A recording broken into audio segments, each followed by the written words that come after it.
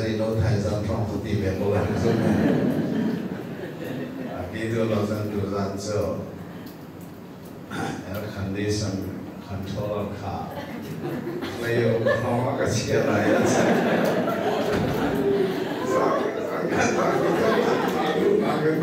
Song Tuma Kan Chia Du Zan So Leo Kong Ka Chia Lai Zai De Ma Lai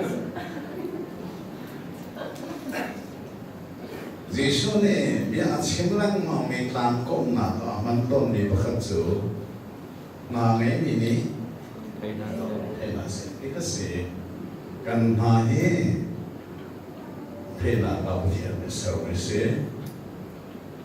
từ sáng sớm anh này nó thấy khó nào cả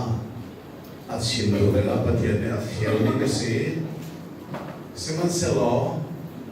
cái lại hol hi ở chăng ngày